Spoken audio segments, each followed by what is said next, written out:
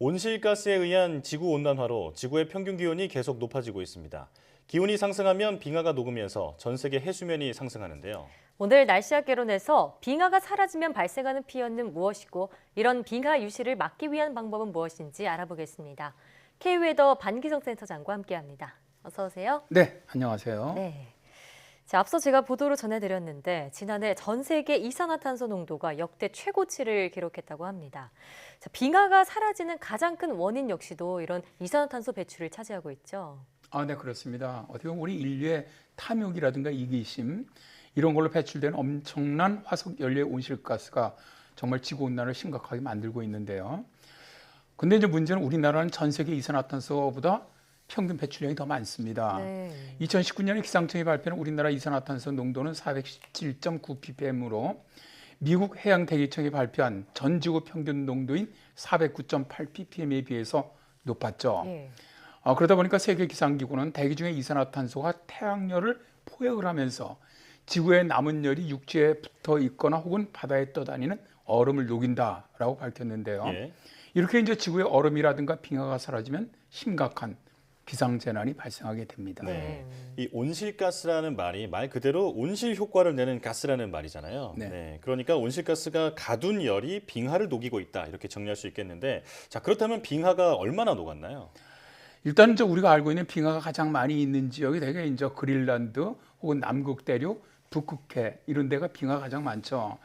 먼저 한번 그린란드 빙하를 알아보겠습니다. 네. 북극권이 최근에 들어와서 굉장히 고온 현상을 보이고 있고 또 대형 산불이 심각했었던 2019년부터 얼음층이 빠르게 사라지기 시작을 했습니다. 네. 그린란드 얼음층의 약 40%에서 해빙 현상이 나타나면서 20억 톤 이상이 사라졌는데요. 6월부터 8월 사이가 그린란드 얼음층이 녹는 시기이긴 하지만 네. 대부분 7월에 이루어지기 때문에 6월에 많은 얼음이 녹는 것은 아주 극히 우리 같은 경우는 이례적이었습니다. 예. 전문가들은 대서양에서 올라온 덥고 습한 공기가 그린란드로 유입이 되면서 서울부터 해빙 현상이 이어지고 있는 것으로 분석을 했는데요. 예. 그린란드에서 빙하가 녹는 기간과 양이 늘어나면서 해수면 상승이 더 빠른 속도로 진행될 것이라는 우려도 나오고 있습니다. 네. 그린란드 기후를 연구하는 토머스 모트 교수는 그린란드의 얼음층 해빙은 지난 20년간 해수면 상승이 일조했다라고 말하면서 지금과 같은 추세가 지속된다면 전 세계 해수면이 크게 상승할 것이다라고 우려하고 있습니다. 예. 그러니까 지금처럼 온실가스 배출이 계속 증가한다면 빙하가 녹는 속도도 계속 빨라질 것이다 이런 뜻인데, 자 그린란드의 상황 살펴봤고요. 남극 대륙 빙하 상황은 어떤가요? 일단 여기에 대해서 가장 전문적으로 하고 있는 것이 미국 어바인대 캘리포니아 대학 연구팀인데요. 네. 1979년부터 2017년 남극의 빙하를 위성으로 관측한 자를 분석을 해보니까 40년 전보다 빙하가 6배나 많이 녹고 있다라고 밝혔는데요. 예. 일단 연구팀은 남극 지역 18곳을 조사한 결과 남극 빙하가 2009년에서 2017년 사이 연간 2,520억 톤씩 사라졌다라고 밝혔습니다. 예. 이것은 1979년에서 1990년 사이에 연간 400억 톤이 사라지는 것의 6배가 넘는 양입니다. 이렇게 남극 빙하 해빙 속도가 빨라지면서 1979년과 2017년 사이 전 세계 해수면은 1.4cm가량 상승을 했는데요. 네.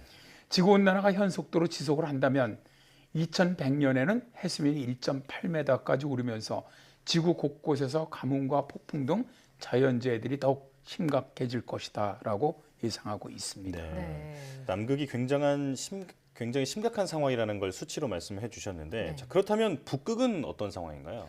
일단 독일과 미국 연구자들로 이루어진 해빙 모델 상호 비교 프로젝트 팀이 2020년 4월에 발표한 논문에 따르면 온실가스 배출을 크게 줄여서 지구 평균 기온 상승을 2도 이내로 막는다고 하더라도 2050년 이전의 북극권 여름 해빙은 현재 4분의 1 이하로 줄어들 것이다 라고 예측을 했습니다. 예. 사실상 거의 북극 바다에 떠 있는 빙하는 다 사라지는 셈이라고 할 수가 있는데요. 예.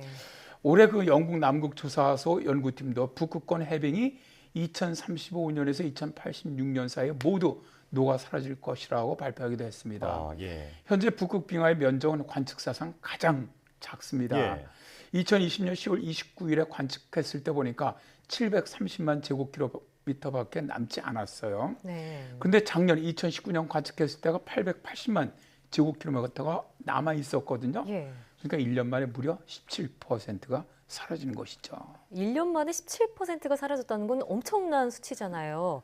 이르면 2035년에 북극 빙하가 다 녹을 수 있다 이렇게 말씀도 하셨는데, 자 그러면 가정을 해보겠습니다. 만약 북극과 뭐 남극권 또 그린란드 다 포함해서 이 지구상에 남아 있는 빙하가 다 녹을 경우에 우리에게 어떤 재앙이 닥칠까요?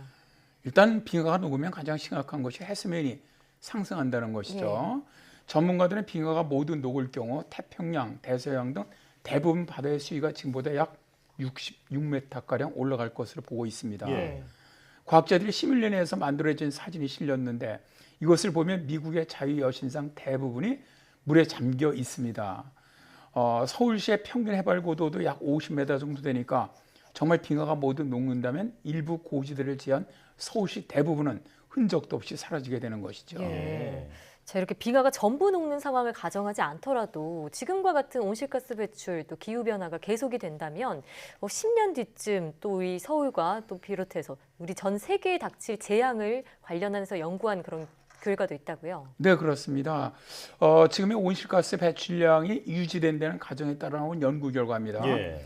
기후변화 연구단체죠. 클라이밋 센트럴은 해수면 상승으로 인해서 2050년에 가면 전 세계 3억 명이 거주하는 지역에 매년 침수 피해가 발생할 것이다라는 연구 결과를 발표를 했고요.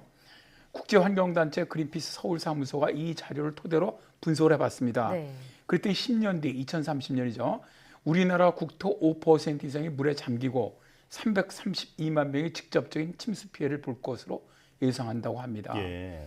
이게 이제 특히 인구 절반 이상이 살고 있는 서울이라든가 경기, 인천 지역에 피해가 집중되면서 인천공항이라든가 김포공항을 비롯한 국가의 중요 시설들도 물에 잠길 수 있다는 분석도 나옵니다. 예, 당장 10년 후에 인천공항이 물에 잠길 수도 있다라고 하니까 굉장히 심각하게 느껴지는데요. 자, 그렇다면 이런 지구 온난화를 막을 수 있는 방법 어떤 게 있을까요? 일단 정말 지구온난화를 막기 위한 노력이 정말 필요하다고 생각을 합니다. 네. 우리나라에서 발표하는 그린 뉴딜의 경우 친환경 산업 성장에는 도움이 되지만 기후변화에 적극적으로 대응하는 정책은 아니라고 전문가들은 말하고 있거든요. 네.